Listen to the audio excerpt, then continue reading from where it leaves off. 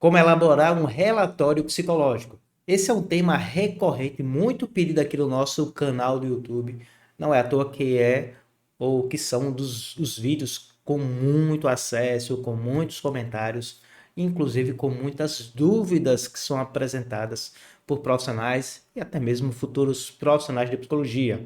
Por isso eu estou gravando esse programa para responder no formato de vídeo a dúvida ou as dúvidas de duas seguidoras que já respondi até lá no chat, mas eu acredito que no formato de vídeo vai atingir mais pessoas, vai orientar mais pessoas. E essas dúvidas se referem a quem pode solicitar o relatório psicológico e eu vou trazer alguns cuidados, algumas orientações sobre isso. E aproveitando, se você quer obter mais orientações, informações e tirar todas as suas dúvidas sobre a produção de relatórios psicológicos no contexto clínico e no contexto de políticas do SUAS, CRAS, CREAS, né, Centro-POP e do SUS, Posto de Saúde, CAPS, nós estamos com a mentoria, um curso na segunda-feira do dia 27 de novembro, nós teremos uma mentoria ao vivo só sobre produções de relatórios psicológicos para demandas clínicas e demanda das políticas públicas, né, do SUAS e também do SUS. Então, se você quer aprimorar a sua escrita de relatórios psicológicos, quer tirar suas dúvidas de forma orientada, quer ter acesso a modelos de relatórios, dicas de escrita e muito mais, venha conosco, participe. Vai ser só agora no dia 27 de novembro, a partir das 19 horas. Vai ser online, você pode ir da sua casa acompanhar onde você estiver no Brasil. Te espero na próxima segunda-feira, dia 27 de novembro. Até lá. Mas agora vamos para as dúvidas trazidas pelas nossas colegas, nossas seguidoras, sobre produção de relatórios, mais especificamente o encaminhamento, quem pode solicitar esses documentos do exercício profissional de psicólogas e de psicólogos.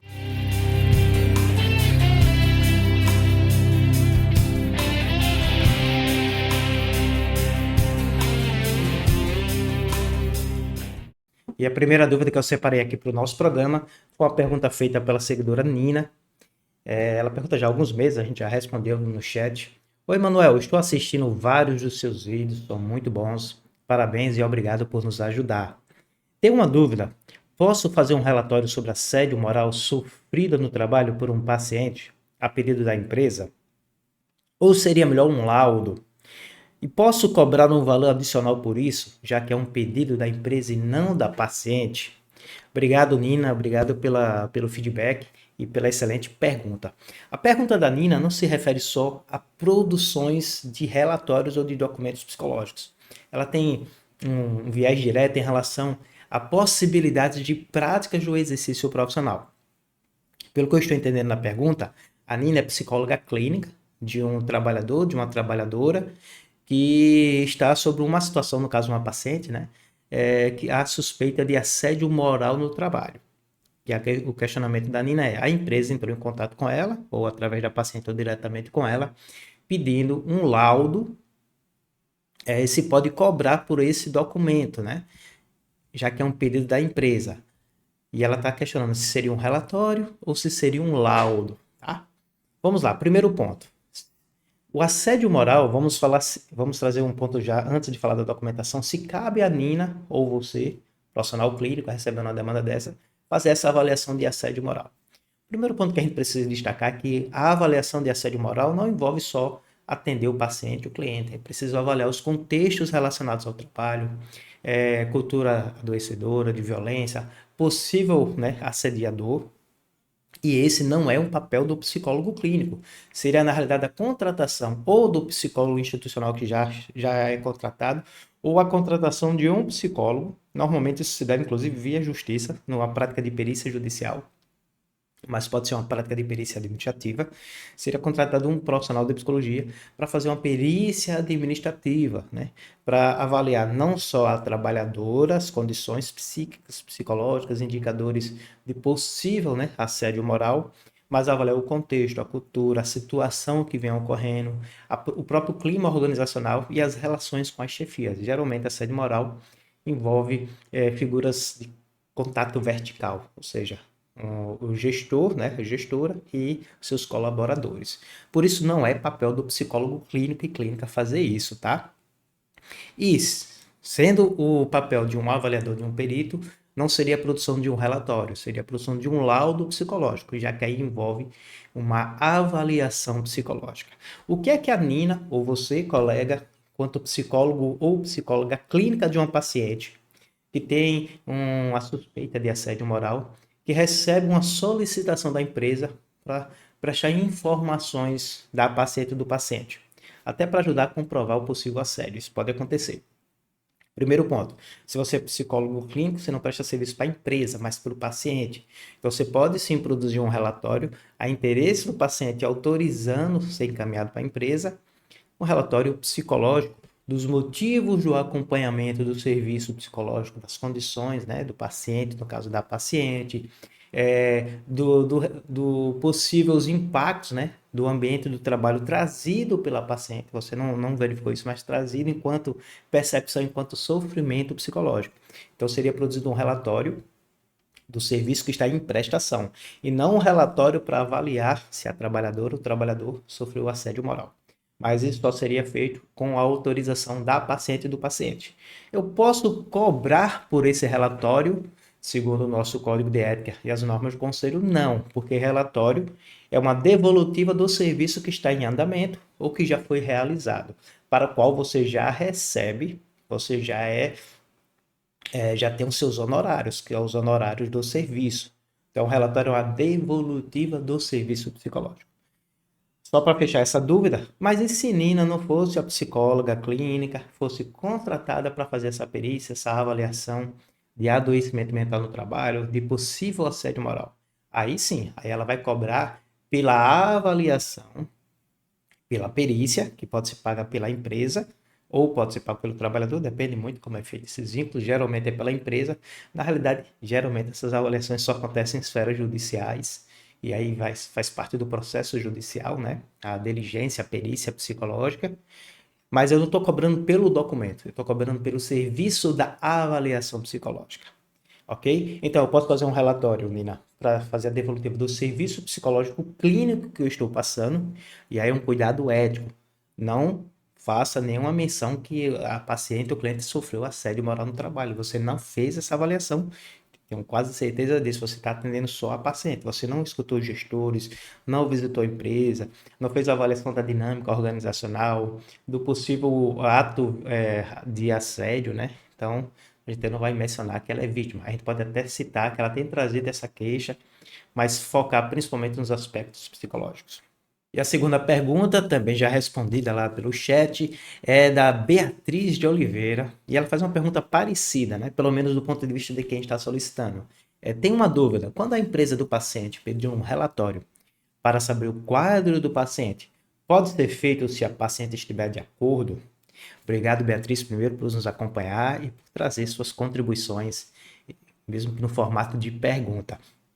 Vamos relembrar, a gente não falou disso na primeira pergunta, a resolução do Conselho Federal de Psicologia, a 06 de 2019, que disciplina a produção de documentos psicológicos. Ela vai trazer nos seus artigos iniciais quem pode solicitar documentos.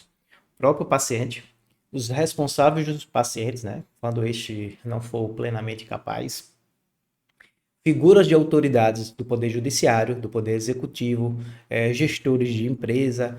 Então, pode sim, equipe multiprofissional, né, médicos, assistentes sociais, etc., pode sim ser solicitado por esses grupos, ou podemos dizer, esses perfis. Porém, poder ser solicitado e nós produzirmos e entregarmos, existe uma lacuna muito grande, né? Um juiz, um delegado, um chefe de setor pode solicitar documentos para o psicólogo? Pode. Isso não quer dizer que o psicólogo vá produzir. Ele vai analisar, primeiro, a necessidade da comunicação dessa informação para esses que estão solicitando. Segundo, as questões de sigilos éticos, se é possível ou não prestar essa informação. Quando não é caso de quebra de sigilo, eu só vou fazer essas produções de documentos quando autorizados pelo meu paciente ou pela minha paciente. Quando for caso de quebra de sigilo, nós estamos resguardados pelo Código de Ética. Eu posso sim fazer a comunicação através de uma produção escrita ou não. Aí pensando no menor prejuízo, né? Entre quebrar o sigilo, manter o sigilo e trazer uma situação de risco. No caso, a Beatriz já faz uma pergunta bem direcionada. É o paciente clínico dela e a empresa está pedindo um relatório do quadro da paciente. Perfeito. Primeiro ponto, aí vai ser realmente a produção de um relatório. Você não está fazendo avaliação nem diagnóstico. Ela está pedindo um quadro, eu entendo que é como o paciente está hoje, as condições psicológicas, como é que está o tratamento, há quanto tempo ele está no tratamento, melhoras do quadro dele. O documento apropriado para essas devolutivas é o relatório psicológico. E aí sim, um destaque que eu vou trazer aqui, no relatório eu posso fazer recomendações, encaminhamentos, solicitações de afastamento de determinadas atividades de risco, né? Pensando aí no quadro emocional e psicológico da nossa paciente ou do nosso paciente. E ela termina a pergunta da seguinte forma: eu posso fazer? Sim. Se a paciente estiver de acordo, esse é o caminho. A empresa entrou em contato, a gente conversa com o paciente, olha, a empresa está pedindo tal informação, relatório, você está ciente disso? Você autoriza? Paciente autorizando. Minha sugestão, tá, Beatriz? Pede por escrito essa autorização, que ele assine, faça um termo, faça o relatório, fique com a cópia do relatório, peça ao paciente para assinar também e dê algumas orientações, né? E aí um ponto importante é saber para onde vai ser encaminhado, o setor que vai ser encaminhado, né? O funcionário responsável. E eu sugiro você colocar no relatório que aquelas informações são confidenciais, sob autorização da paciente ou do paciente, destinado para tal setor, e cabe, né, o responsável desse setor, a pessoa que tem acesso, também preservar o sigilo das informações. Só vou comunicar, fazer esse relatório para a empresa, mesmo se o paciente não estiver de acordo, em demandas de quebra de sigilo profissional, porque eu precise realmente comunicar para aquela empresa alguma situação de informação do paciente que seja muito extrema, né, para gerar uma quebra de sigilo. Muito bem, essas foram as duas dúvidas que nós separamos para você sobre produções de relatórios psicológicos. Na realidade, mais direcionado a quem pode solicitar a documentação, se eu devo ou não produzir e encaminhar, com alguns cuidados éticos que você deve adotar segundo o Código de Ética, segundo a resolução de documentos psicológicos, e reforçando que nós teremos agora no dia 22 de novembro, nossa mentoria, nosso mini curso online só sobre produção de relatórios para a demanda clínica, para as práticas do SUS e do SUAS. E vai ser muito bom porque nós vamos trazer modelos, todos os participantes terão acesso a material de apoio, dicas de escritas, vão ter o espaço aí para tirar suas dúvidas. E eu quero te convidar também para conhecer o nosso clube de membros aqui do canal. Com o clube de membros você vai ter vídeos extras toda semana, uma mentoria ao vivo exclusiva todos os meses e muitos descontos. Por exemplo, se você fizer parte do clube de membros, você já ganha desconto, inclusive para esse curso do dia 22 de novembro. Nós vamos ter, a partir de agora, do final do ano, começo do ano, praticamente cursos todas as semanas aí online. E você fazendo parte do nosso clube, você vai ganhar descontos nesses cursos também, tá? Venha fazer parte, invista no seu futuro profissional e vamos fortalecer essa nossa comunidade da psicologia aqui no nosso canal do YouTube. Te espero lá no curso, vamos trocar experiências e sair fortalecidos e fortalecidas no que diz respeito ao exercício profissional da psicologia. Tchau, tchau.